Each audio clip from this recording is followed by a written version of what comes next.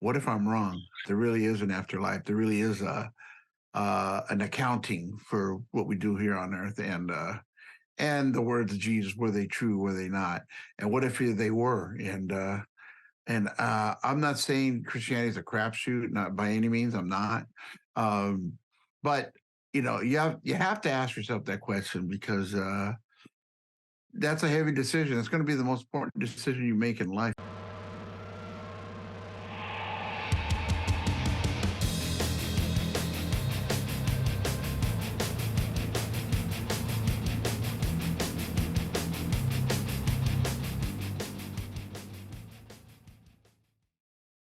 All right. So everybody, welcome to another episode of Atheists Having Cocktails with Christians. I'm Simon Carnes. I'm your host. Tonight's going to be super, super fun. I'm finally getting to talk to an old friend, Mr. George Ochoa from Recon, Deliverance, Worldview, and I know you have a new project, but I'm not human something. Yeah, human code. Human code. There we go. I knew there was something else. So everybody sit back, relax. This is going to be a good time, and have a good time listening to George's stories and his take on religion and music. And please hit the like and subscribe button. And man, George, how are you tonight, buddy? Good. I mean, you're going to have to toast. I'm drinking my coffee with Kahlua and Bailey's. I love it. Nice. I'm drinking, hopefully, if anybody's watching this and works for the Sailor Jerry Rum Company, I'm Sailor Jerry and Coke. That's my drink. So sponsor me, send me free Sailor Jerry. Good sponsor. So. You're milking it, man. Hey, man, you gotta brand yourself in this day and age. You know what I mean? That's funny. So, all right, I'm going to get a little backstory with me and George here. Me and George have not literally talked face to face in probably like 26 years. It's been a long time. I don't know if you're going to remember any of this, but just a little backstory. I don't know if you watched any of my other episodes, but grew up in Ventura. And first time I came down to Sanctuary was when I was like 14 years old. And you were there, and you were the first person in the scene I had met. And we were outside talking, and you give me a flyer. You guys were playing in a couple weeks at the Reseda Country Club with the Crucified and Scattered Few. Oh man, I totally remember that show. That was awesome. Yeah. So that was my first. My parents drove me down to Reseda. I was 14. They dropped me off. They left me alone. That was my first introduction to a metal show. I'd been to some punk shows in Ventura and whatnot, but Reseda was pretty sketchy back in the day. You know what I mean? Yeah, so parents dropped me off to the show, and man, it was just an amazing show. I don't know if you remember a gentleman. He was working your merch booth, Biker James, big biker dude. Oh yeah, I remember. Yeah. Yep, yeah, I remember him. Yeah, so he was working your merch booth. And you're going back. What's that? Going back definitely with that one. Yeah, Biker James. I haven't heard his name in a long time. Yeah, so it was my first time seeing Deliverance. I only got to see you guys once. Crucified was great. Scattered Few were great. So a little bit after that, we moved around a lot when I was a kid, from California to Colorado, and after that, I had moved, and you had given me your phone number. So, from Colorado, I'd call you from time to time, and you'd call me, and we would just kind of like, how you doing? That kind of stuff. But the coolest thing was when you were on tour with Vengeance, you guys were playing the Gothic Theater in Denver. And so basically I came up and helped unload. I was 15 at that time, and got to unload and set up the stage and, be part of the road crew for the day and do security and all that. So that officially was the first show I ever worked. And ironically, years later, I ended up doing professional security for a lot of years. So that's awesome. So it was cool. But you were always a really, really nice guy when I was a kid, and the conversations we'd have and whatnot. So I want to thank you for that. So that's just, I don't know if you remember any of that, but that's the lineage that we have. I do slightly remember, and I got my memory jarred when I watched the interview you did with Jimmy. Mm-hmm. I went, oh yeah, I remember. Uh, did you know? Let me ask you a question for the Ventura days. Who were your friends back then, back in Ventura? Because my ex wife was from Ventura, Catherine, Okay. and I don't know if you knew her or you knew who Honestly, you you were who so much older than I was, so probably not. I mean, I was 14 when I first met you, so you were probably in your 20s. yeah. Did you meet So who did you know in Ventura that kind of brought you down to Sanctuary and all that? my parents would drive me down there. So Wow, yeah, we were, good it was parents. about an hour, so it wasn't, we didn't get to go a lot. I think we went 3 times total before we had moved, and then by the time that we had left Colorado and moved back to Ventura, I was almost 16 at that time, and that's kind of the time where I kind of moved away from Christianity and that kind of stuff, and really kind of immersed myself more into like the punk rock and hardcore stuff that was going on in the mid '90s. You Yeah, know what I mean? So, I mean, at that time, I mean, metal was pretty much dying. I mean, alternative was the thing. Everybody was trying to be Nirvana or Soundgarden or whatnot. So, I mean, it really seemed like a lot of the extreme metal bands just kind of either changed their sound and became something different, or just kind of just stopped doing what they were doing. So, got so it. it's just one of those. Oh, you're right. I mean, I don't think I became. I don't think I ever became one of those Me Too Seattle grunge bands. I never bowed to that. Yeah, and for me, like that kind of stuff didn't really get me. Like I said, I mean, I was, growing up in a town with like Oxnard with like ill repute and aggression and Doctor No and old school nardcore hardcore stuff. And at that time too, I mean, for me, I was listening to a lot, just basically at that point, secular extreme metal. Like Napalm and Bolt Thrower. I mean, that was the thing for me with the Christian metal that I mean, Deliverance was a great thrash band, and you had Tourniquet and all that. But for me, like, when Mortification hit with their first album was really kind of like the genre that I really led to, and then kind of started branching out and finding more, like Deicide and Suffocation and just very the heavy death metal and grindcore kind of stuff, which is what Hey, I. check it out. Oh, that's awesome. You just said something real quick that reminds me of something.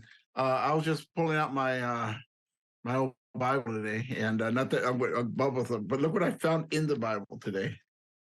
See if you see this. If you can tell this. Oh wow, yeah, Steve Rowe and I don't know who the other And guy me. is. Oh, that's me when I was like way.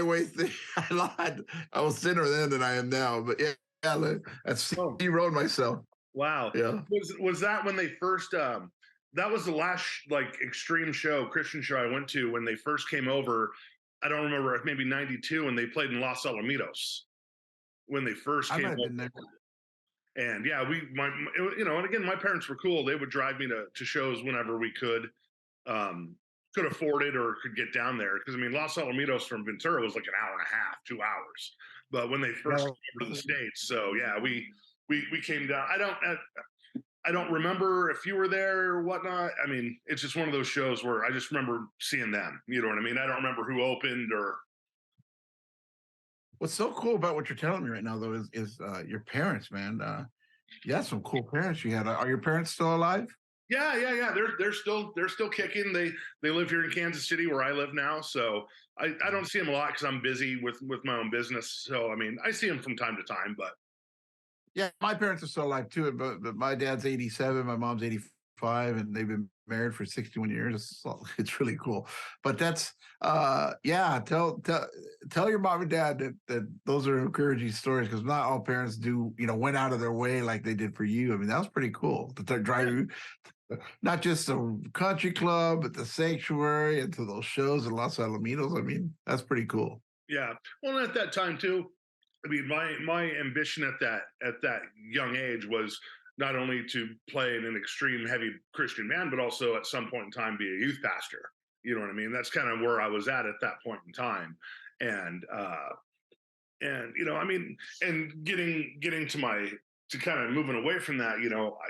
I always hate it when people are like, you walked away from God because something bad happened in life. And for me, that wasn't the case. Yes, there were things that I started to question in my faith and whatnot, but there was not one instance of something bad that was like, that's it, I can't be a believer because of the human frailty and the human um, you know, um, what's the word I'm looking for?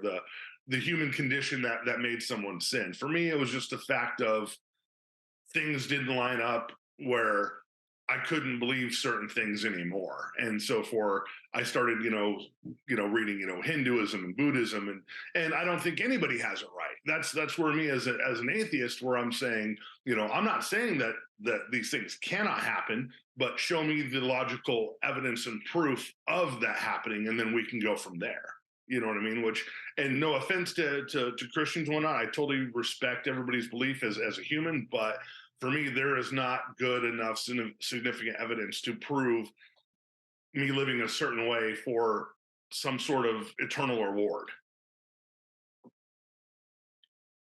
Well, uh, you have to ask yourself a couple questions, and I don't know where you want to take this interview, but I guess we're here, so I might as well deal with it. Yeah. You gotta ask yourself this question: what if I'm wrong? You know, and and there really is a judgment. There really is an afterlife. There really is a an accounting for what we do here on earth, and the words of Jesus, were they true, were they not? And what if they were? And I'm not saying Christianity is a crapshoot, not by any means. I'm not. Um, but you have to ask yourself that question, because that's a heavy decision. It's going to be the most important decision you make in life, I think, is willing to adhere to a deity and to a maker and your maker. Because being an atheist, it's almost, and believe me, I don't want to insult you in any way, because No, totally. I'll tell you a couple of things I like about you, Simon, is that I really enjoyed your interview with Jimmy, and how upbeat you are and how positive you are in so many ways.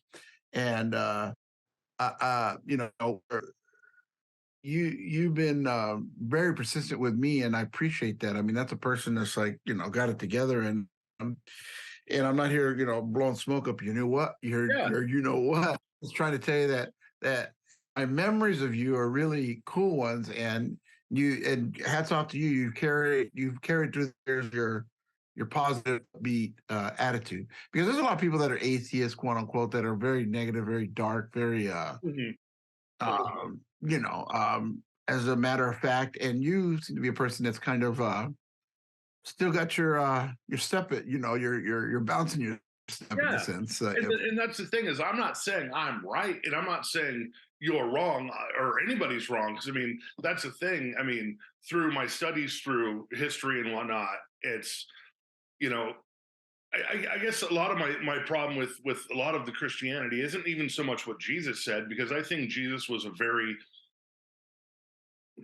if he existed, was a very kind of hip, kind of radical idealist. You know what I mean? My problem a lot is with the Old Testament, with the Jewish God Yahweh. You know what I mean? And that's another thing, is that even if when you were saying, whether I'm right or wrong, but it's not even for me so much looking at the evidence of God, which I don't believe is there, but also the character of God, which, reading the Old Testament, even if he was real, in my opinion, for a deity that is supposed to be all powerful and all knowing and all loving and whatnot, like, there just isn't significant or a significant reason for me to think that God is a just or fair God. I think the God of the Old Testament, it even says he's a vengeful God, and smites his enemies and whatnot. And my thought pattern is that if somebody had that much ultimate power, why does he have such human emotions and human frailties when it comes to jealousy and revenge and genocide and slavery and oppression of women? You know what I mean? So, and that's just my whole thing, is that we're not in a Bronze Age belief anymore. You know what I mean? So therefore, I think the old the old law of whatnot. And that's what's always bothered me as well, is that when Christ came and was crucified at Calvary, he was supposed to be the start of this new covenant between Christians and Christ. So therefore, why do we always have to fall back onto this Old Testament where, in my opinion, God is not he isn't worthy of worship because he's not a good creator. Okay, you said a lot of stuff there, but Sorry. something about genocide. No, it's okay, and something about genocide, and then the treatment of women. Those kind of stuck out because those I have to correct you on. I mean, if you read Proverbs 31, it talks about just the praising of a woman and her worth, and all through the Proverbs actually about just how God reveres and praises women that are upright and that are women in general. I believe and obviously when a woman departs from her kind of say God-given role, that's when we start finding problems. But I don't think the Bible at all in any way is sexist. I don't think it's against women. There is no genocide encouragement in the Bible. If anything, genocide has happened in our generations, our previous generations, through the Nazis and all that. That's somebody that wants to like annihilate a race because they aren't simply part of their belief system. Has that happened throughout time? Yes, I'm not going to apologize for anybody. Has there been quote unquote religious wars throughout man's history? Yes, there has. But but that doesn't negate the true teachings of Christ. The Bible says that broad is the path that leads to destruction, narrow is the path which leads to life. And what I really think that means is that there's a lot of people that most people are wrong and very few people are right. And that's not a my club only type of comment. That's just, if you have a beef with that, you have to take it up with God and because I believe there's so much misinterpretation of who God is. There has been, there still is. There's all different sects, there's all different cults, there's all different and not just in the Christian realm, but we're talking about worldwide religions. I get it, man's aspirations towards God, but the one difference that Christianity, true Christianity, is different from any other, shall we say, religion, is that it's every other religion is man's attempt to reach to God. Christianity is quite the opposite. It's God's attempt to reach man through sending His Son, because there was that separation. And the God of the Old Testament, not that the New Testament completely obliterates the Old Testament. I don't believe that. I believe unless explicitly written in the New Testament, everything in the Old Testament stands. But there are things that God did that I'm sure everyone, shall we say, kind of questioned in a sense. But it's kind of like that verse that says, who are you, the clay, to tell the potter how to do things? God says, I'll have mercy on whom I have mercy. If He's the creator, He kind of has that right. He kind of has that shall we say, that privilege to do that. See, my belief is a lot different from, shall we say, a lot of other Christians, because I truly believe that man in itself never chooses God. I think man on his own, Romans chapter 1, by the way, is prone to sin. Romans chapter 6 says they're slaves of sin. So we know nothing but sin. The way of sin is natural for man, but it takes a God to actually reach down and pull some out and reveal the truth to them. So in that sense, I believe that God's mercy, he provides that. The difference between like what I would say that everybody else teaches, or a lot of Christians, evangelical Christians teach, is that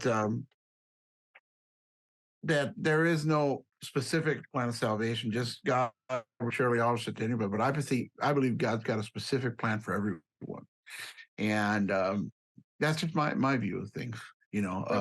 I've been just a little bit go on my story a little bit. I don't want.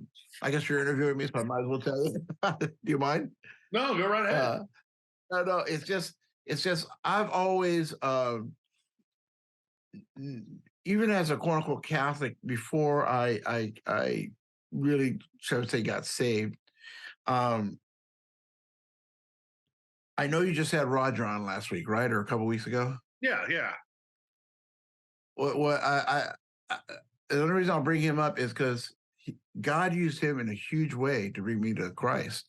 Because I was sitting there, I still remember like it was yesterday. I was sitting there on Sunset Boulevard in Hollywood, and I look up next to me, and it's Roger. I go, "Oh, hey, what's going on, man?"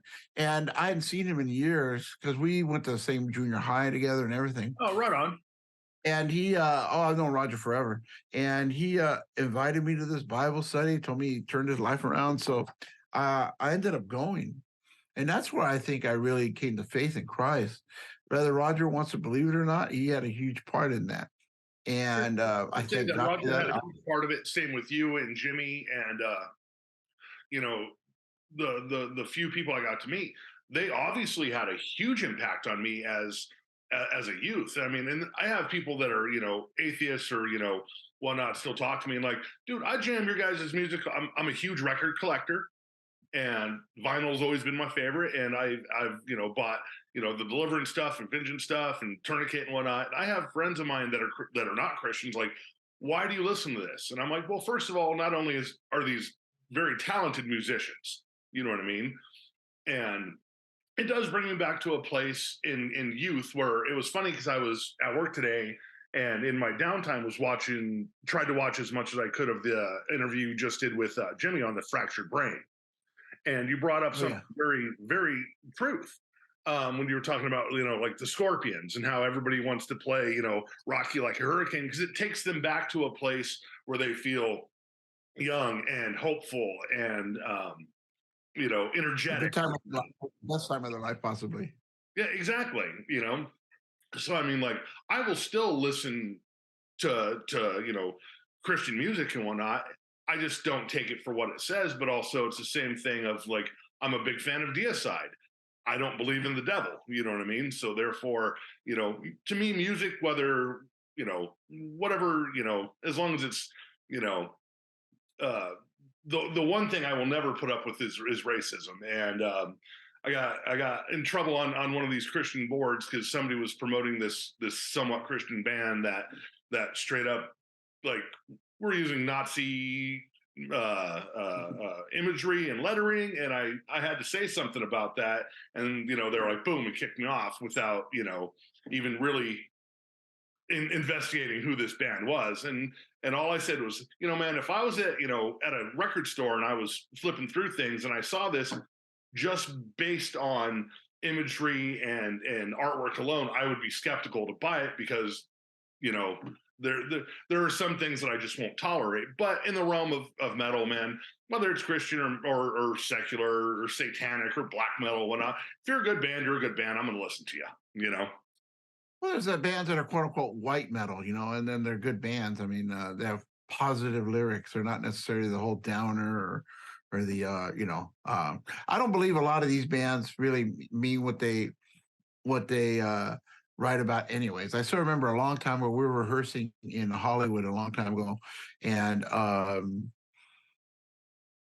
where's this is a band Prophet? No, it was the band Prophet, but because Roger and I with a couple other people started a band called Prophet. That was my first Christian band I was in, and Roger and I played guitar. But um, anyways, we're rehearsing there. Oh, it's The Rock. That was the name of the band. And Tommy Lee walks in. Tommy Lee from Motley Yeah. Crue, and he's sitting there rocking out to us, listening to us, and I'm playing their guitar, going, "That's Tommy Lee." he's watching us rehearse. Anyways, after we stopped, we ended up talking to him, and he was like the coolest guy then. I mean, really nice guy. Took us over to the studio where crew was rehearsing, and they had we had a teeny little room. They had this big old huge sound stage. And he goes, "Get behind the drums, get behind the drums." And he started playing. And when he started playing his kick drums or like that, man, it like almost blew you forward. Yeah. But I just remember how cool a guy he was. And then I remember kind of at the end going, I want to say something to him. I felt kind of compelled to talk. And I said, what's this whole thing you guys do with the whole shout the devil? And he goes, oh, we don't even believe that stuff. We just do it as a gimmick stuff. Yeah. I don't believe that stuff, you know. So that's what I think a lot of bands are. They're just whatever. You know, there's probably a few bands that take it seriously. I think the guy in Deicide, he might, you know, but you know, it's funny. I was at the country club one night and they were playing, and I sat there and I was outside, and I think we went there as a church thing, kind of to go. And I think it was sold out. We couldn't even get in. And this kid comes out the side door, and I'm sitting there, and he's like, and I go, "You all right, bro?" And all of a sudden, he just holding his stomach. I go, "What happened, man?" He goes, "Someone stabbed me in the pit. I Yeah, was in the pit, you know," and he was stabbed. And I was yeah, like, "Holy crap!" You know. And then I remember, hey, call the police. I mean, call the ambulance, and he actually started losing, and he fell, and then I saved him oh wow, and to the ambulance team, and I pray he was okay. I prayed with the guy, and I was like trying to comfort him because I know he was scared. I mean, anybody you get stabbed in a pit. I mean, yeah. yeah, you're gonna be scared, you know. But that was probably one of the last times I was at the country club. Since then, they've actually closed the country club. There's no more. Yeah, I think it's actually, of all things. I think it's a church now. It's a which is church now. which is crazy. I guess the last two shows they had there, I was actually there for one of them. It was Gigi Allen played there, and I went down with a couple buddies of mine, and it was wild. I'd never. Are you familiar with Gigi Allen? No, what are they like? It was, you're just gonna have to look him up, man. I can't even. Disgusting, gross. You know, pissing, shitting on stage, just gross, just Oh, gutter punk stuff. But he was, you know, a crazy punk icon. But I was like 17, and me and my buddy went down there to see him, and the show lasted maybe 20 minutes because he came on stage half naked and pooped on stuff and started smearing it, and the manager shut it down. So I heard that right after that, Slayer played there one more time, and then they were just done doing metal shows. You know, so you know, I get it. yeah. I mean, that's a height of disgusting. I mean, Yes. wow. That's Oh yeah, yeah. Just like I said, man. I mean, like in your free time, just look up some Gigi Allen. You know what I mean? It's just grossness. But I mean, his band was lost my called appetite. the Murder Junk, and they were decent. You know, like kind of East Coast, you know, Fear kind of punk rock stuff. Just he took it to a way more gross level. You Yeah, know. no, dude, like I said, I just lost my appetite, man. I was Yeah, gonna eat I hear something you. I right hear now. you. It was one of those like going to the freak show to check it out. So I mean, you know, and at 17, you know, you want to see the weirdest shit you can. You know what I mean? It just, Oh, you know, that's a little too weird. yeah, you know. Well, I'm gonna broach a subject with you, being a Christian still to this day, and you guys were talking about doing the Weapons 2 album, which never happened. Which I agree with what you were saying in that interview, where it's like that was a time and a place where you know it stands alone in its own infancy. You know what I mean? Like that was a time where I don't think you're ever going to be able to recreate that kind of thing because you're not the same person. You're older. You think differently. You play differently and whatnot. One of the crazy things I've always had with Christianity, especially growing up in a very strict Christian house, and um, it was very popular subject back in the 90s was the whole satanic panic thing. And when Weapons came out, that was very much, in my opinion, a literal, and if I'm wrong, because I wasn't a writer and I wasn't in the band and whatnot, but it seemed like a very literal album of how to fight evil. You know what I mean? With Dispress and Darkness and you know the weapons of warfare and slay the wicked and whatnot. Um, and I know at a certain age, we all take stances that we think are extremely important and extremely prevalent. But maybe as we get older, we look back and say, maybe I shouldn't have had such a hard line on this because there were so many people that were impacted during the 80s and 90s being falsely accused of satanic practices that were not ever, ever, ever involved with it to the point where, I mean, a lot of people spend a lot of time in jail and I'm just saying, like, do you think now maybe 30 years later, looking back, like maybe people should look at this record more as an allegorical kind of thing for your personal life, other than a literal thing? Oh, 100% no. It's like, I mean, and I don't want to get preachy here. I want to come out, I always, before anything, I mean, I'm definitely a Christian, but I'm also a human being, and that goes through the same struggles you do. When Definitely. that paying their light bill, paying buying my food at the grocery store, all kinds of Yeah. stuff. We're all the same. We're all in the we're all human beings. So I never want to come off lofty, but I will say that if the word of God's the word of God, it's the same yesterday, today, and forever. And it's by no means without going through a word of God phase at that time that I'm not anymore. If anything, I've gotten stronger and I've gotten more rooted in the word. Um, and I believe what we are saying back there even more now. Um, now, I think I said this in an interview a long time ago that I believe spiritual warfare has nothing to do with like demons and angels, even though it could be that. But it has to do with the day-to-day decisions that you make in life. Right. That I think we said that even back then. Be honest with you, we said that it was the day-to-day battles, the day-to-day temptations, the day-to-day. Uh, uh, if you call yourself a believer, okay, I'm gonna like abstain from fornication. I'm gonna abstain. I'm gonna wait till I find my wife or my husband.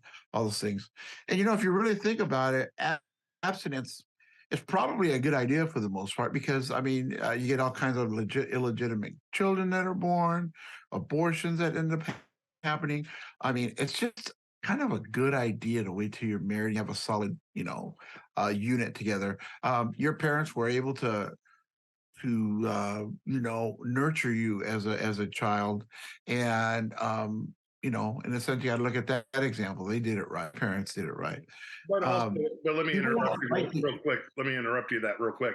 And not saying that my parents are bad people or did not do me right as a kid because they did a lot of cool stuff, but there was also a lot of really negative, bad things in my house. You know what I mean? That people, Yeah. and this is not a public forum for me to shame my family or to get into that, Oh, but no, no. you know what I mean? It's just that people always say, oh, my parents have been married, like you said, 50 some years, but in my opinion, they should have been married 2 years. You know what I mean? Like that we've had such volatile times in my family between certain things and whatnot. And like I said, that's personal. That's not for public Well, information. guess what, though? Guess what? That your family's probably no different than every other family. I mean, Exactly. everyone crap. You know what I Exactly, but mean? it's that era of the false Christianity where people put on the face on Sunday, saying that they're this godly thing that they're doing what God wants them to do behind closed doors. There's abuse, there's alcoholism, there's fighting, and this is a human condition between everybody, whether you're a Christian or not. You know, at the time when we were in Colorado Springs, when I came over for you, we went to, I don't know if you know who this gentleman is, but we went to New Life Church where Mr. Ted Haggard was our preacher, if you know that name. I've heard it. Yes. Yeah, he was in the news quite a few years ago where he was the evangelical leader of 300 million Christians and was the spiritual advisor to George W. Bush, and then he came out having homosexual relationships and drugs and whatnot. And that's always just kind of the problem, because I remember being a kid and him preaching vehemently anti-homosexual. You know what I mean? And then he was living this life, and that's where I'm saying, like, we have all these constraints between this book that maybe if we didn't have, and we just started to live as people and love each other as people without all these rules, we wouldn't have this and everybody's belief system is different, and I'm not here to change anybody's idea because nobody's going to change mine. This is just conversation between people, because I like to debate, I like to talk. You know what I mean? So I hear you. I'm never going to say, you do not have the right to believe or say or feel anything you want, because we are free Americans under the Constitution, and we have that right as Americans where we are able to choose our destinies. But when you have things coming into play with religion that are actually being voted on, you know, uh, through government saying, this woman doesn't have this right to do this, you don't have this right to do that. Where does it come to a point where, you know, we get to live our lives without anybody else infringing on us, because I don't want to infringe on your life, George. I don't want to make you do anything you don't want to do. As long as you're being safe and it's not hurting anybody else, you should have the freedom to do whatever the hell you want to do. You know what's interesting about that, and I think God's the very same way. He will not infringe on anybody. He will just call out the few that many are called, few are chosen. I mean, again, that goes back to the scripture I said earlier. Broad is the way to destruction, narrow is the path that leads to life. And I think people are going to get a quite rude awakening when it comes to their death, and they stand before their maker and they have to account. A lot of people think, yeah, I went to church. Yeah, I did this. The Bible talks about that. Not everyone, Jesus said, not everyone that says Lord will enter the kingdom of God. But Lord, didn't we do this for you? Didn't we do that for you? What's Christ's response to that? If you remember, so he says, depart from me, I never knew you. So there's so many people, Simon, that say they know God when they really don't. It's all in their fruit and how they treat each other. The two golden rules. I mean, love the Lord thy God with all your mind, soul, and body, and the second is the same. Love your brothers yourself. It is so. It is. I think it's extremely difficult to love your brothers yourself, especially difficult people to love. Even Jesus said, he goes, it's easy to love those. It's easier to, and this is just not even just because Jesus said it. I think this just makes sense. And I think a lot of things about the Bible and what Jesus said just are things that make sense. He says it's easier to love those who love you, but love your enemies. Man, that's tough. I'll admit that as a believer, a Christian, that's pretty tough. I mean, if I were God, I'd be frying a lot of people. I'd be frying a lot of people. I make jokes all the time. If I was a dictator, man, there'd be just, and I'm not saying this like this is gonna come off weird, but like, if I were a dictator, man, there'd be a lot of people that I would just get rid of because they're just not good human beings and bring nothing to society, And that statement has nothing to do with ethnicity or no, bad people or are bad anything. people. But you know what I'm saying? They're coming all colors. I'm with you. Yeah. I'm just like, man, this guy sucks. Like, you're sucking up my air, man. You don't deserve, you know what I mean?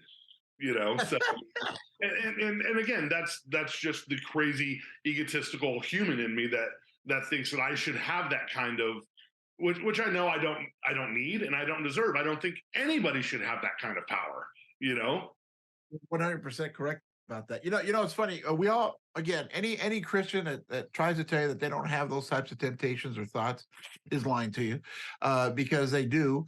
And I personally, anything like that comes up in me, I do try to like curb it. Like, now, George, calm down. I don't think Christ would want you to do that or think that way or say those things.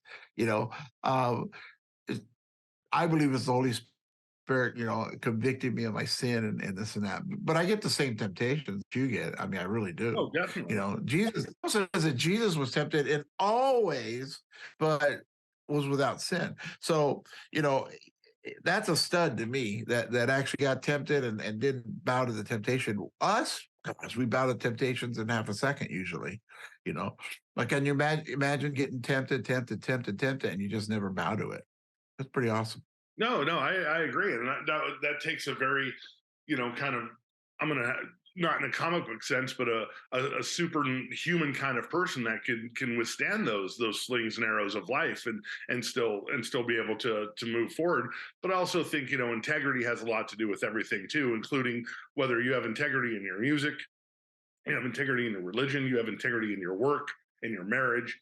I think integrity is the main word that I think most people just don't have, or I couldn't agree. they spout it, they just can't back it up. Back it up. Yeah, So I can't back it up. well, yeah, I mean, and the thing is, I mean, with all the pressures that we have in life, that's where I'm at. It's like, man, we already have so many pressures in life that, for me, the freedom of not having those other constraints by Christianity or Mormonism or Scientology or any other religion. And that's the thing I want people to understand here is that I'm not just going after Christians. I'm not like throw them to the lions, you know. I don't believe Christians have it right. I definitely don't believe Scientologists have it right. You know what I mean? I don't believe Mormons have it right. I don't believe Buddhists have it right. I think that within this vast universe, and there's so much we don't even know about how our brain works and what's on our planet and all this other stuff. And this is not me being rude to anybody who's a believer, but for me, it's just saying when we can't even access 90% of our brain, how the hell can we even understand what eternity is or where we come from or the amazing things that this life gives us and this earth gives us and this universe gives us without having to put it on a deity? Because and like you said earlier, and I agree 100%, I could be wrong, and if I die and I stand before God, man, I fucked up. But also, I'm going to throw that back at you. What happens if you get it wrong? Say as a Christian, man, say fucking Joseph Smith was the way. Say, Xenu was the way. You know what I mean? So I mean that's the thing. It's whatever you believe in. It's going to be a crapshoot because nobody has come back to tell the tales of the afterlife. We don't know. It's going to be that's the ultimate journey when we die is to figure out where do we go from here. Well, you know, there was a while there that I really got into what's called apologetics, and that's the defense of the Christian faith. And believe me, the Christian faith has been under scrutiny and under attack from day one. We're talking from the Jews, the Pharisees at the time, to the Dark Ages, to all these times through the Enlightenment and all these things. And what's funny is almost every attack, especially archaeologically, has always favored the tip always on the biblical side, always in its favor. There's so much evidence of what the scriptures state, talking from the Amalekites, everything that they find archaeological digs that prove that. The Dead Sea Scrolls, I mean, it all matches perfectly with what was written before. All these things that in a court of law they would hold up, including the resurrection of Christ. You got to remember, we don't have scientific evidence for, you don't have scientific evidence that almost most of the things in your life that exist. When you approach the Bible from a scientific standpoint, it's not a scientifically written book. Is it faith-based? Yes, but I think it's faith that's based upon a evidence that supports your belief. It's not just a blind faith. There's so much. If you really take the time to do it, there's a lot of evidence that will support the validity of the Bible. Now, having said that, and I'm going to step on some toes here, I'm a true believer. I'm really a true believer, and I'm going to follow this up with a story that God calls certain people and other people, he quote unquote, really doesn't, in the sense where you might want to say he's a favoritism. He has favoritism towards it, and he does. The Bible does say he has favoritism towards his children. There's no question about that. And if God hasn't enlightened certain people, he hasn't enlightened them. Now, us as people, then why do we bother to proselyte and tell people, preach and all these things? Well, because Jesus tells us to. Because we don't know. We're not God. We don't know who the chosen are. We don't know who isn't, who is. We do know one thing. The Bible says that it's living and powerful and sharper than any two-edged sword. So I believe when the word of God is preached, it either hardens a man's heart or opens up his heart. There was a time in your life where, you were receptive to it and you're open to it. You may very well be a prodigal son that's departed and you end up coming back to the fold and to the Father. I'm praying for that, be honest with you, Simon. And don't be so quick to say never, because never say never, number one. And God has done greater things. He's done great things like that to people. Let me tell you about a conversation I had earlier today. I just talked to a couple hours ago to Gary Lanier on the phone. Oh, how's he doing? Oh, he's doing very, very well. Good. Now, you got to remember, he talked to Bob Beeman. Bob is obviously, right? Yeah, Yeah. yeah. That was that. I'm gonna get to Bob here in a minute. Okay. Well, anyways, he just talked to Bob the other day, and Bob told him, "Hey, you should talk to George. He lives here in Nashville now." And he goes, "Oh yeah, let me." And Bob hooked us up just this week. I ended up talking to Gary today, and if anybody out there knows Gary's story, he was actually in Tourniquet for many years, Yep. and then he left Tourniquet, and then he had some events happen in his life, and this and that, and he departed from the faith. He even wrote a book about it, where he was he says that he was never an atheist, he was more of an agnostic. Hmm. And but bottom line is he departed from Christianity and pretty much renounced it. Well, I don't want to tell you all the specifics. I'll let him do it. I think you want to interview him, Yeah, I would and love to. yeah, it'd be great if you did. But anyways, what he told me is I just know that the Lord didn't let him go. He still like was knocking on his heart, and he came to a place in his life that he just realized, wow, I screwed up, with what I did, and I've got to come back fold, and he did, and so he's serving the Lord again, as we say. Uh, was he ever out of God's favor or anything like that? I don't believe so. I believe that he was prodigal and that God just brought him back. And that's the thing. When you come back, what is it? If you remember the prodigal story, he left the father's house. And when he came back, the Bible says that the father was there with a whip and chain ready to beat him. Wrong. He wasn't. He was there with his open arms and welcomed him back. And there's so many people that would be the opposite with the whip and chain. Hey, but he was there, and that's the heart of God. He really he wants people to come back into the fold and to and get their life straight with Him, because you know you still have we also have breath, and everybody, Roger, anybody who, as long as they have breath in them, man, they still have the hope of salvation. Look at how great God is. When the thief on the cross at the very last second said, Lord, when you get in your kingdom, remember me. And he lived a terrible life. But Jesus, what do you say to him? He goes, today you're gonna be with me in paradise. Again, I want people to know, and I want even you to know, that God's mercy and his kindness is his greatest attribute. Because if he weren't merciful, he would have zapped this whole planet. But Let me ask you this real quick then, in kind of that vein. Why the secrecy? Why the games? You know what I mean? If this God is so all powerful, instead of saying little secrets to this person, revealing himself to this person, doing these backdoor kind of, why doesn't God just come up? Because I mean, are you a dad? Do you have kids? actually, I don't. I have four fur babies. Okay, Dogs. I hear you. But me as a father, being the creator of my kids, I would never want to put them through any kind of trial or tribulation that God would put us humans through. You know what I mean? Because I love my children, because I don't want to hurt them. And I don't want to say, I've created you so that you can go through these experiences. And if you don't worship me and you don't do what I say, therefore, then you are damned for eternity out of my presence and out of my grace.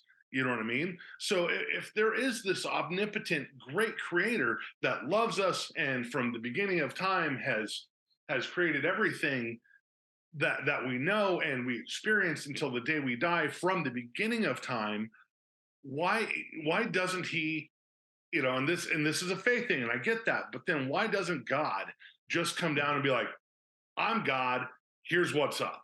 You know what I mean? Why all this secrecy and letting this, look at Jerusalem and the Middle East for all these years. Look at Northern Ireland and Ireland. You know what I mean?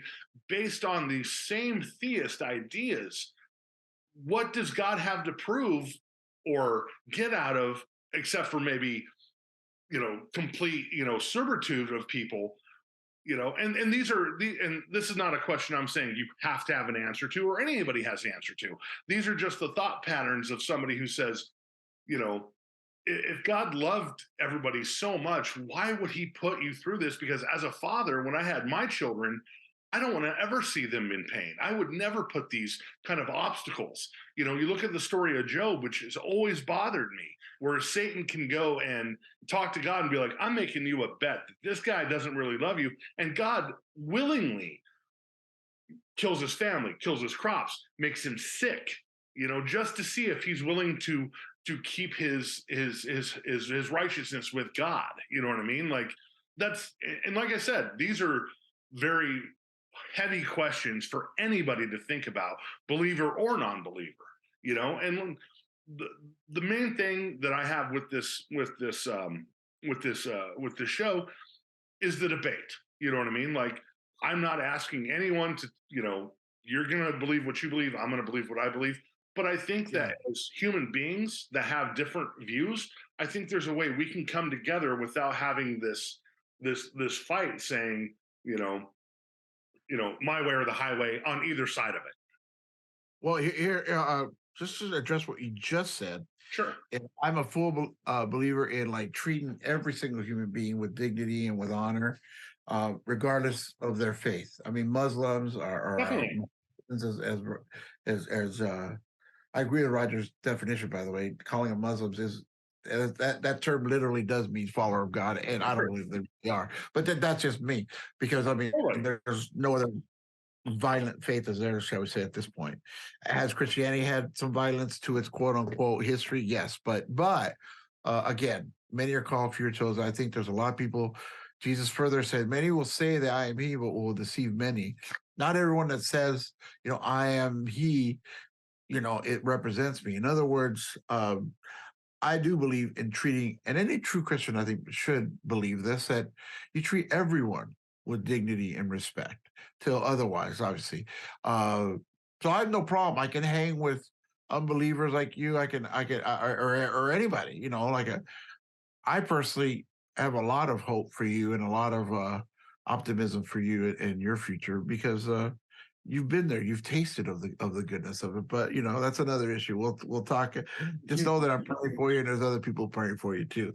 But I But will say this, and I appreciate the kind words, but I will say this, and this is not me dismissing your good gesture, Wills, when I. But for me, walking away, I've had more joy and more. Um, um, I'm not going to say success because that's a whole different thing.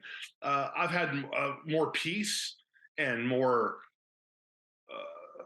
calmness in my life, especially reaching out and reading about Hinduism and Buddhism. And like I said, I think a little tidbit of this works. I think this is an interesting concept. I think in Krishna, there's also good points. I don't think anybody's got it right. You know what I mean? And well, that's just me. yeah, something you also said earlier about like how can God let all these things happen, like Job's family and everything like that. I think a lot of people think that the worst thing that can happen to you is actually die and depart from this life. And I can see how someone could think that because they don't have eternity in mind for themselves. If you ask most people, if you died today, where would you go? Most people don't know, and they say, "I don't know. Hopefully my goodness outweighs my bad, and I go to a good place." Totally. Um, but if God based it on how good or bad you are, every single person on this planet that's ever existed would have to go to judgment because we've all come short of the glory of God, and it took what Christ did on the cross to be our substitution. He's the one who represents us. He's like our lawyer before God. He's the one who represents us. Now, let me go and finish the thought. Sure. I think when you think the worst thing that can happen is die on this life, how do you know Joel's family didn't go straight to the kingdom of God and kind of did him a favor? I mean, what's the worst thing? I always like to tell even other believers, I said, what's the worst thing that can happen to a Christian? They die and go to heaven, right? Now, the worst thing that can happen, obviously, to a believer is they die in this life, but then they have to face judgment, and then and that's between them and God. Um, I don't like to think about those things, about family members that I know that aren't, believers and everything like that. I constantly pray for them.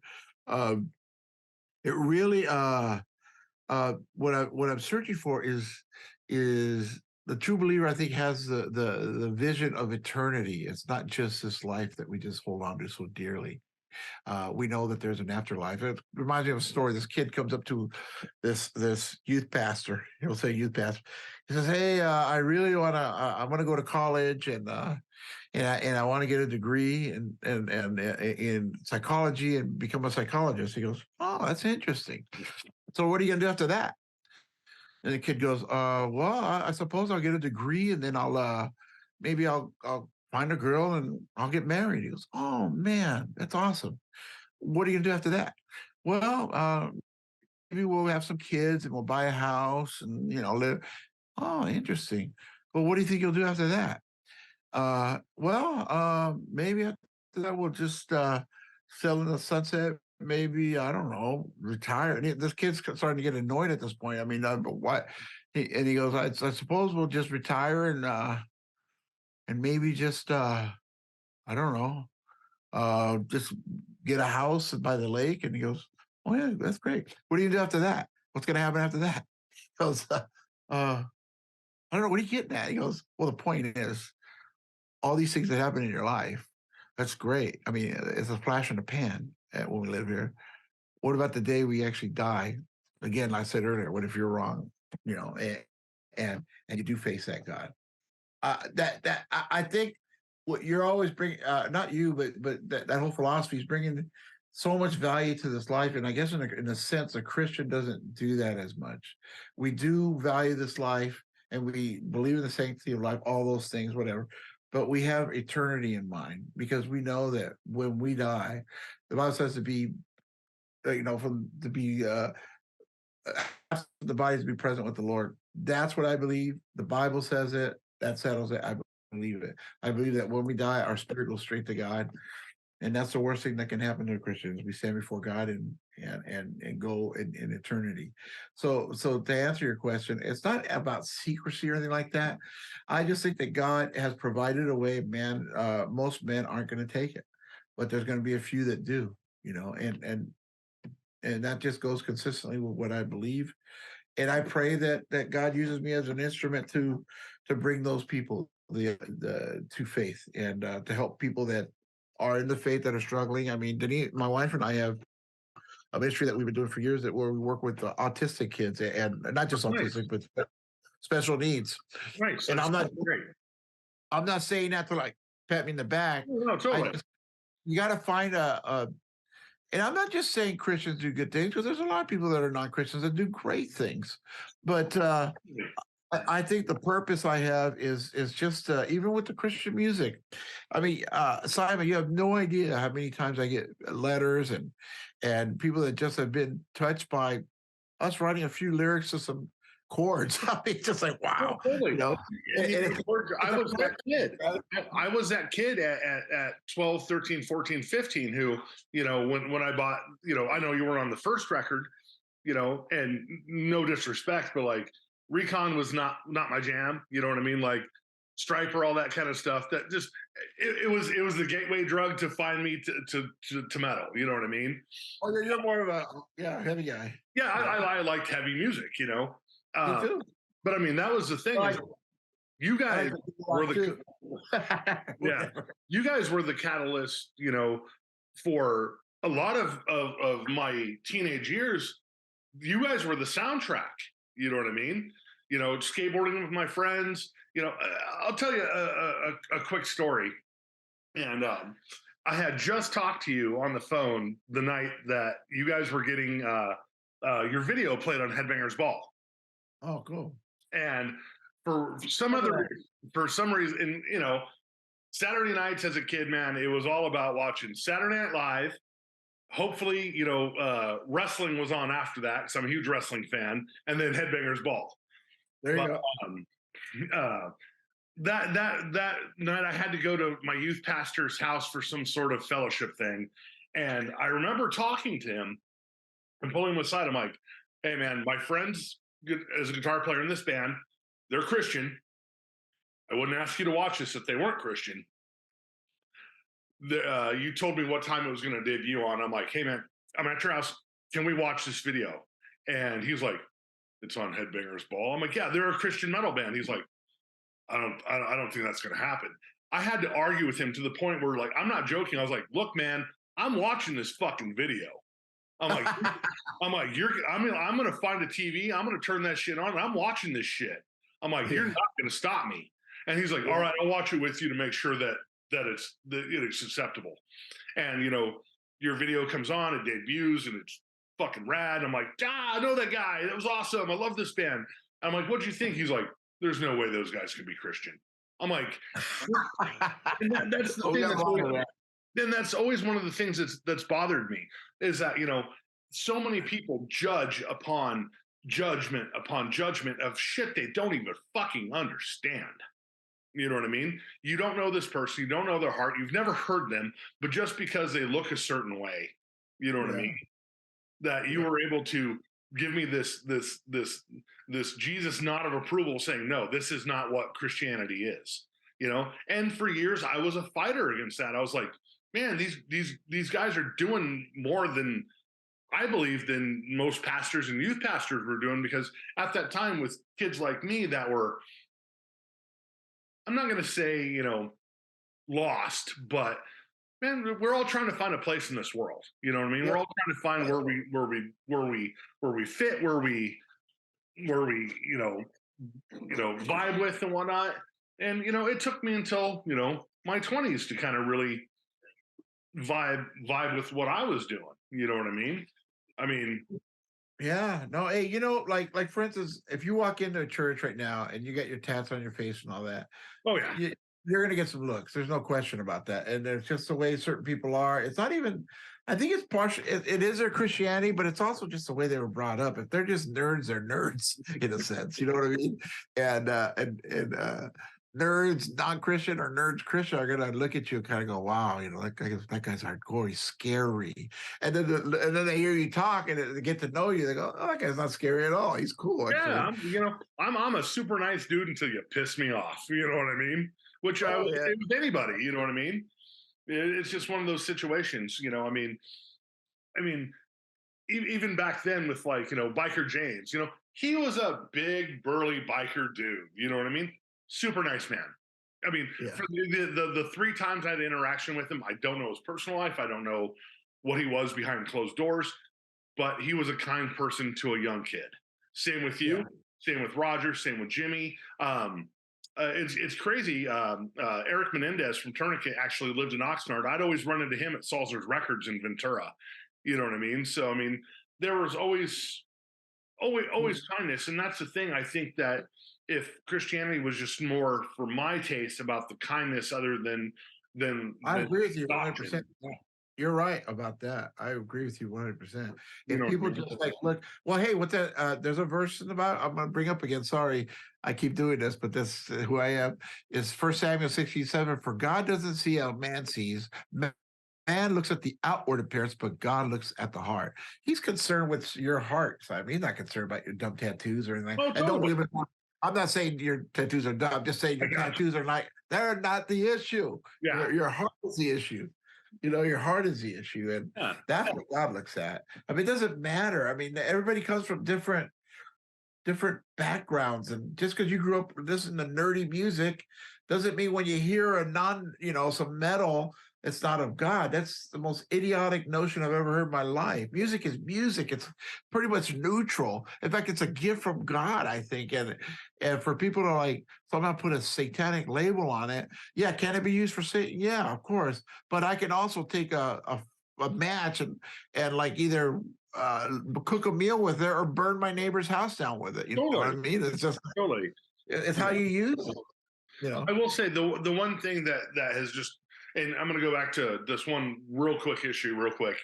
And especially in the 90s, that's what's bothered me over as becoming a man and whatnot, and the whole satanic panic thing, because I've done a lot of I was at that Pentecostal church that you brought your records to burn them. You know what I mean? They were doing exorcism. I'm not joking. Seriously, they were doing demon exorcism. Exorcisms at the church and whatnot. And I started in about 5 years ago.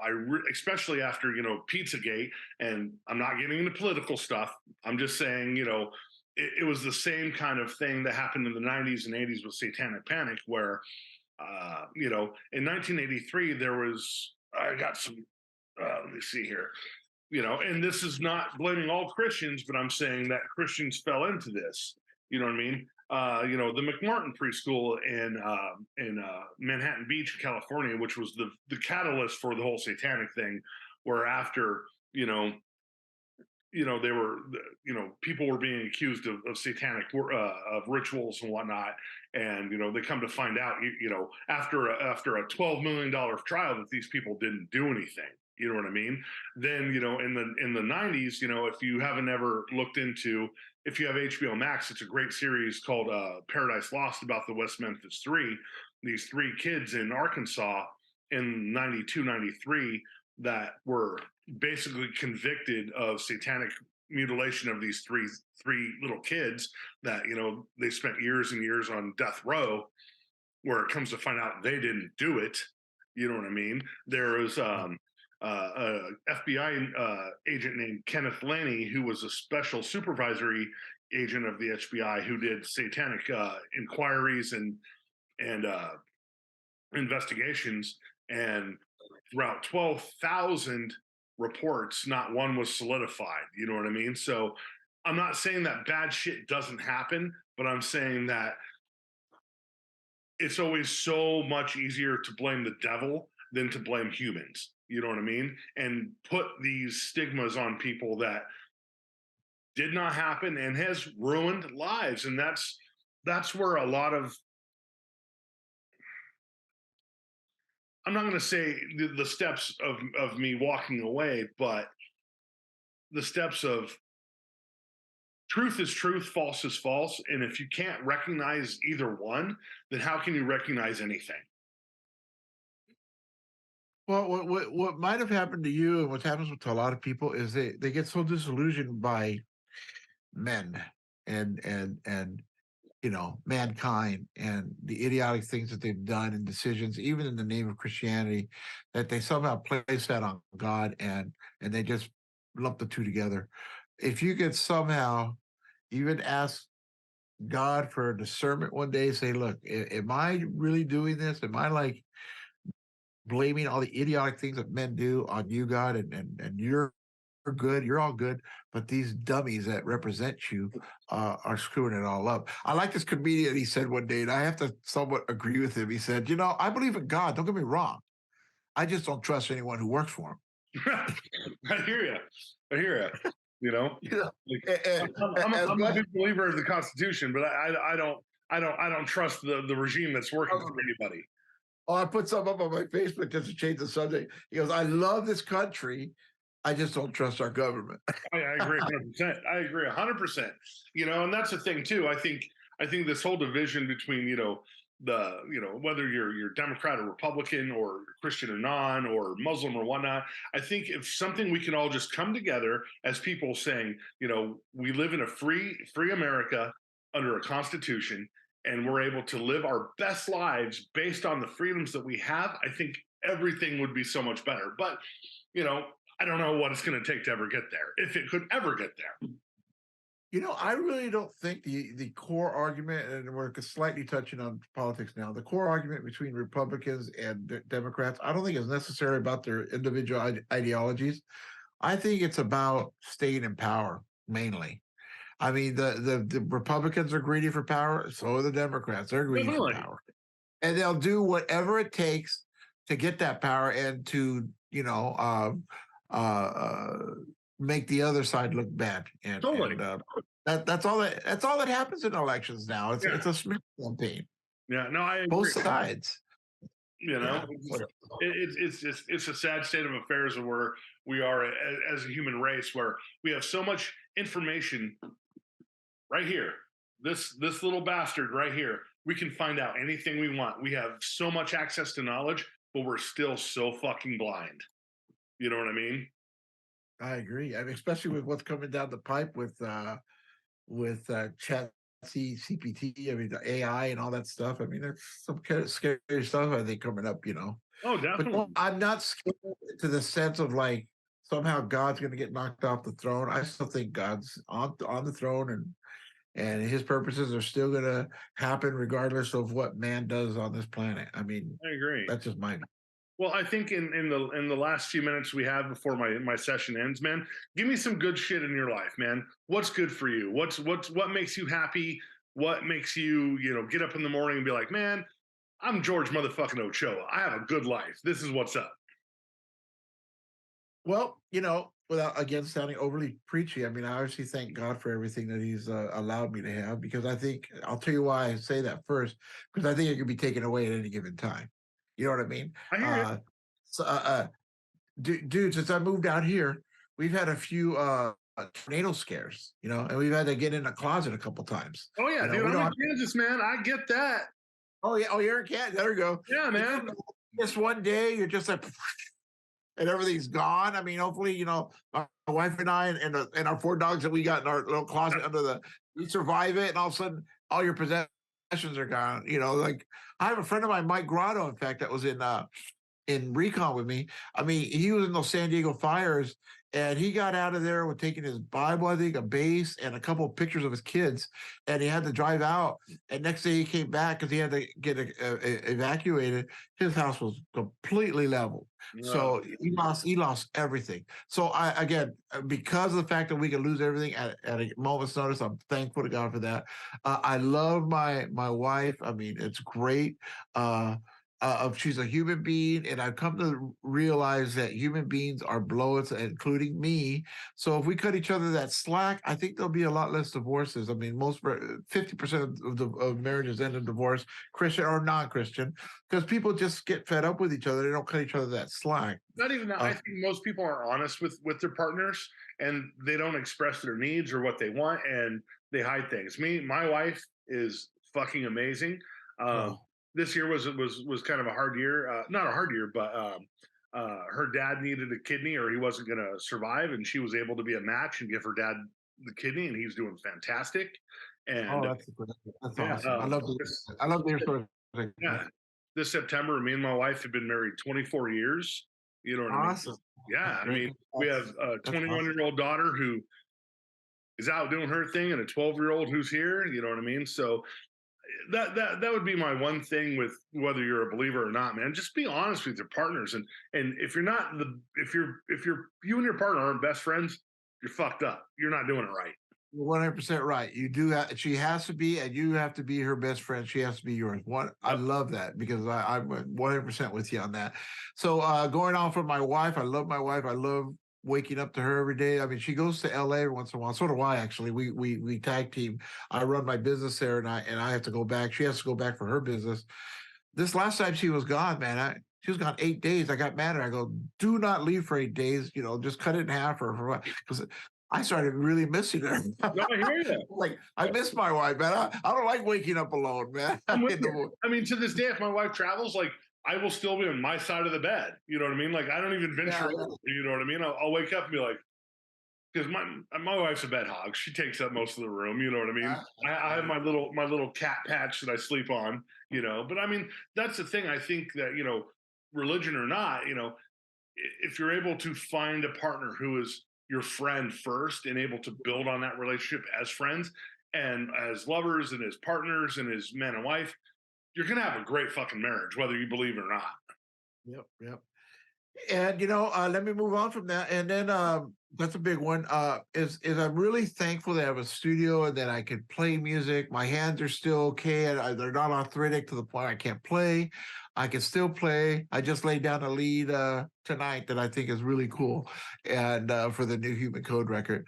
And I thank God for music, and that I can still play, and that I have these guitars and this equipment to record. I love music. I love it. I love it. I love it. I love that it affects people's lives. It can affect a person's mood. It can affect their. They can make them when they're sad. They put it on. When they're happy, they put it on. I mean, there's just so much power to music. Oh yeah. I was a bass player. I'm a bass player, and I was never in bands to like your heights and whatnot. But my first band was a just very straightforward kind of minor threat punk rock band. I was in it for a couple of years, but the biggest band I was in when we were lucky enough to get put on a couple DVDs and whatnot. I played in an Irish punk rock band like Dropkick Murphys. Um, Oh, yeah, so I mean, hey, man. we played a bunch of festivals and had a Awesome. great time and but yeah, I mean that's the thing is that I walked away from playing for about 6 7 years just because focusing on business and I own my own businesses and whatnot. But I'm to the point now where I'm ready to start playing again. I needed a break for a while, but yeah, I agree with you, man. Like music is just it's honestly if I wasn't doing this, I would have to be doing music. But this is something I'm very passionate about where and that's where I've gotten a couple of emails people like why are you just talking to these metal guys. I'm like because these guys were the cornerstone of where I came from in my life. I'm going to move on to other people, you know what I mean, but right now I want to talk to the people that made me feel a certain way for many years. Yeah. And once that journey has been explored, I'll move on to other things. Awesome. Awesome. Wow. Let me turn this right back on you and interview you. What makes you happy? Other than the things you already said about your wife and your kids. Oh man, I'm a capitalist, man. I love making money. I That's like right. money. I like traveling. Nothing makes me happier than me and my wife going to Jamaica or Mexico or, you know, actually the happiest is when I get to take my kids back to Ventura. We just were back there in January for a week and we started going probably about 6 7 years ago and we go for about a week every year and I get to show them where I grew up and just Southern California, man. You either get it or you're down. You know what I mean? Oh So yeah. my kids are always busting my balls now. They're like, "When are you going to sell your house in Kansas City and move to California?" I'm like, "When my house is worth $1 million fucking dollars, guys. Like, you guys don't understand. Like, we I have, know. I know. we're in a Okay. great climate of economics out here where dude, I have a huge house, pool in my backyard. You know what I mean? Like for Awesome. for nothing, what we like my house in California would be a $1.3 million home. You know Yeah. what I mean? And I have it out here for $250,000. You know Wow. what I Crazy. mean? Yeah. Crazy. So Well, that makes off air or whatever, or like at a later time, love to talk to you about your because I'm an entrepreneur myself, and yeah. I'm a business owner, and I think there's no other. I love the freedom that having your own business brings you. Yep. It's pretty awesome. Yeah, It's great. we'll talk about that. We'll talk. Maybe we'll make another show about it. We can do atheists and Christians making money together. You know what I mean? Or we don't have to talk about that. We just say Yeah. metalheads that are Old guys who entrepreneurs. want to get rich, But I mean, that makes me happy. I mean, getting tattooed, hanging out with my friends, having people over, me and my wife are big into tiki bars, hitting tiki bars and having good drinks and just man, the finer fun things in life. Like, man, I mean, um, I spent a lot of years. I don't know if you're familiar with the subgenre or whatnot, but I was a sharp for a lot of years. Do you know what a sharp is? Oh, Uh, no. a skinhead against racial prejudice. Okay. No, non-racist skinheads. I Yeah. was in that scene since the time I was like 18 till many years, and we used to beat the shit out of Nazis, and oh yeah, oh yeah, Wow. you know what I mean? Like we did a lot of things for that, but I mean, as I'm getting older, man, like honestly, I was talking with a buddy of mine that wants me to play band for bass for one of his extreme bands. I'm like, I don't want to play that anymore, man. I'm like, I've done that. Like, if I did another band, I want to play something like The Cure or like, Sisters of Mercy or, something like that. Like, I'm a huge goth guy. Like, I love goth music. Yeah. Yeah. So I'm just like, I don't want to play extreme music anymore. I want to play something. I want to play something. That's melody. Melody. Yeah. Yeah. I'm like, I've done it. I've done the extreme music. You know what I mean? I want to do something different, but, Yeah. The Cookie whether that Monster. happens or not. Yeah, I've done some interviews and I've put some posts. The whole Cookie Monster thing, I'm so over that. I mean, I'm just like, wow. Well, Yeah. the thing is, the bands that are still doing it that I appreciate, they're ruling it. I'm not going to do better than they are. So therefore, I don't even need to try. You know what I mean? Like Napalm Death. I mean, dude, they've been around since '86. They're still continuing touring. We just, me and my daughter just went and saw them a year ago with Sick of It All locally here. And shit, I think this is like their 31st album or something like that. And they're still killing it. What's the singer's name? Barney Greenblatt. He's from Napalm.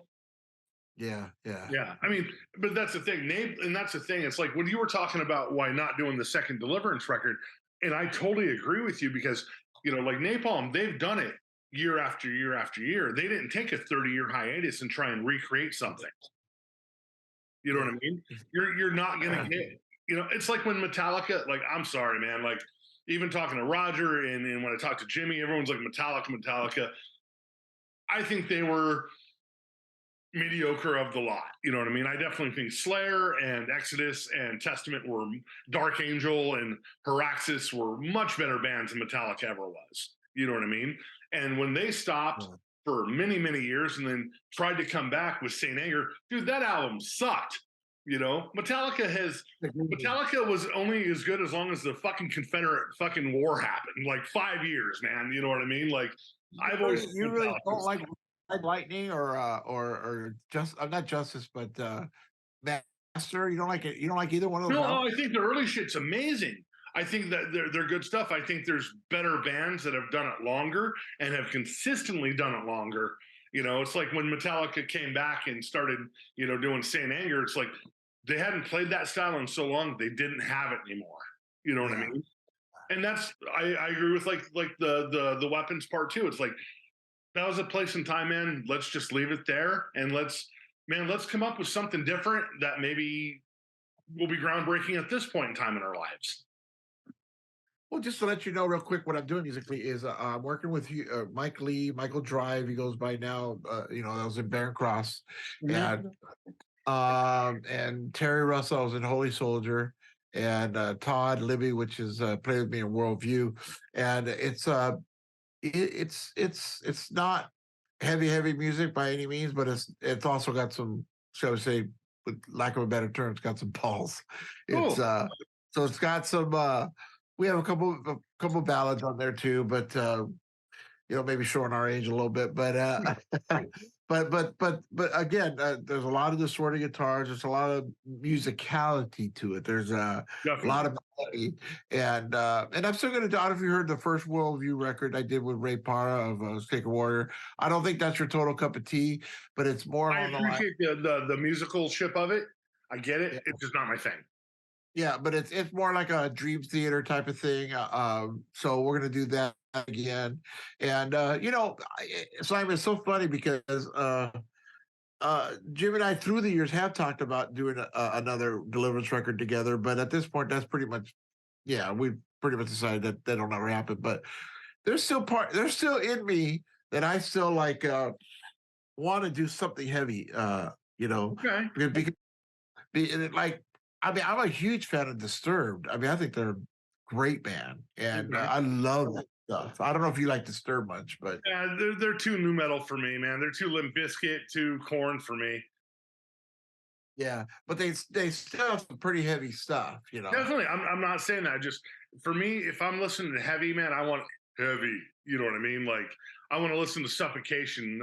I just went and saw a month ago. Carcass was here, and I went and saw them play. And goddamn, they still have it, man. Carcass. Yeah. If you haven't seen them live recently, man, like Bill Steele still has it, man. They were fan-fucking-tastic. I just saw Testament here in Nashville not too long ago, and they were with Exodus open. And, that was a cool. That was a cool show. I'll tell you a real quick story, especially when we're talking about Deicide, that kid getting stabbed. I actually got stabbed working a show at Slayer. You got stabbed? Yeah. I used to work at the Ventura Concert Theater, and I know that. I've been there.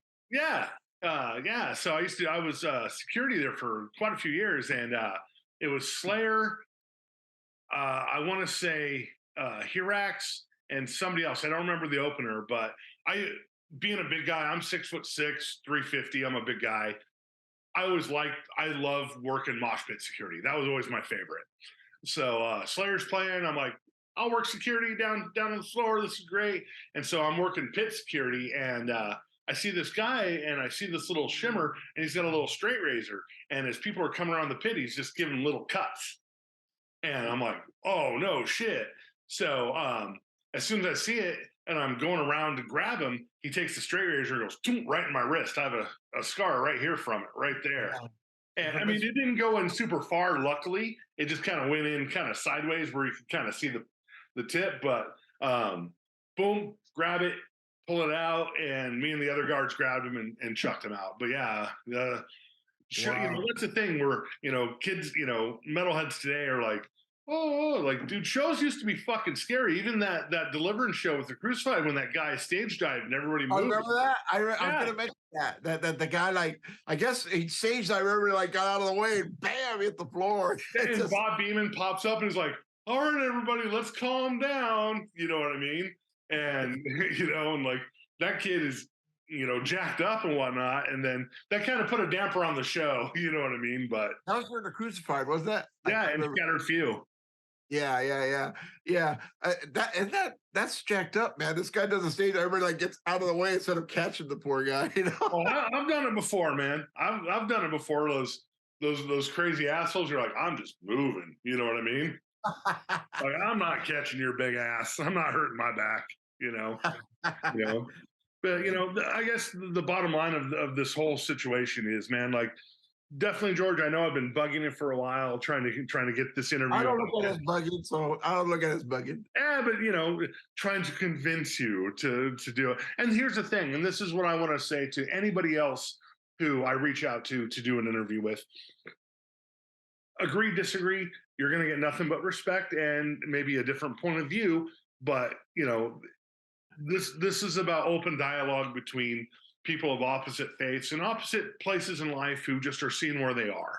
You know what I mean? So anybody who sees this and, I reach out to you, Jim from the Crucified, the drummer, been trying to get you, want to talk to you, would love to do it.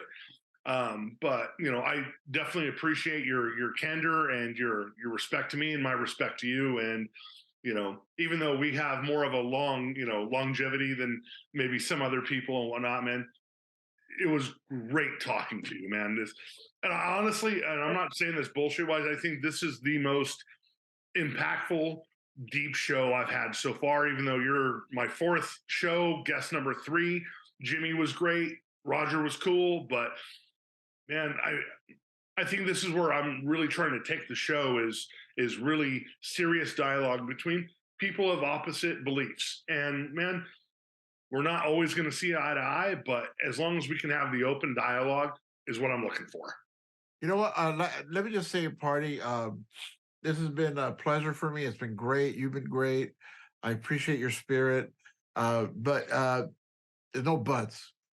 That's it. That's it. But I do want to say that I share in your disillusionment of what men do in the name of God. Because there's a lot of people that do some really stupid stuff. I mean, and they've done a lot of stupid stuff. And I think that's enough to possibly distract anybody or turn anybody away. But see, in my view, I choose to look beyond man and just look to God, because I know God's not the author of those things. I think man is the author of those things that screw up the things that God, is setting up and what he's trying to tell us. So in Party, I'm going to say that I'm with you when I agree with those things. And I also want to let you know that you're going to be at the top of my prayer list, and I'm going to pray that the Lord soften your heart and bring you back. And as much as you think maybe that's ridiculous right now, I'm going to do it anyways. Man, I appreciate you for that, my friend. Because I can honestly say I love your spirit. I love you, man, as a human being, as now kind of an old friend. I love and appreciate the nice things you've said about me to Jimmy and stuff like that. So thank you for that. And it But makes me gotta feel ask you, good. I gotta ask you a serious question. No bullshit. I want to answer. Did Jimmy help? Did Jimmy help me out by like, yo, man, talk to this guy. He's a good guy. No, not really. I mean, Okay, I told you that time. I mean, Jimmy, like, he didn't have anything bad to say at all. cool. He might have said something, but it wasn't that I was shiny. I was just kind of like being more. Again, if you're a believer, me, I'm a believer. Like things happen for a reason. So it wasn't supposed to happen until today, to be honest with you. So Definitely, I here we agree. are. So it happened today for whatever reason, and I'm walking away, thinking, wow, this was cool. Had a good Yeah, time. I'm walking away saying, hey, man, I got to talk to an old friend I hadn't talked to in a long time. We have a different point of view, but you know, at the end of the day, if I was in Nashville, I hope you could sit down and have a scotch or something together and have some dinner and have a good time. Thank you for all your hospitality and your kindness, man. And, thank you for being, Christ like. And,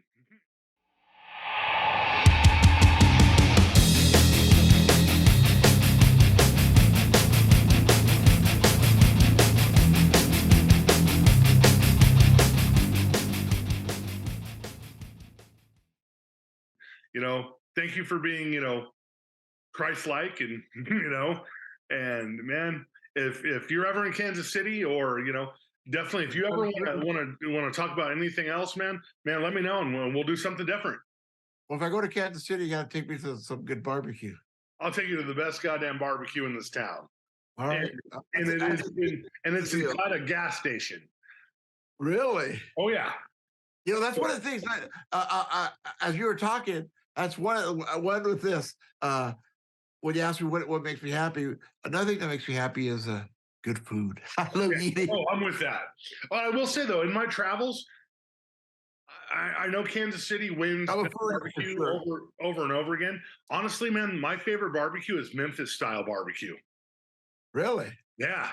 Like I Uh, like Kansas City sauce. It's just a little too sweet for me. I like the more mustard vinegary stuff. But yeah. Kansas City got some badass barbecue. And if you're ever here, man, dude, you can stay at my house. I got a huge pool and a hot tub, man. We'll get some barbecue. We'll have some drinks and swim and have a great time.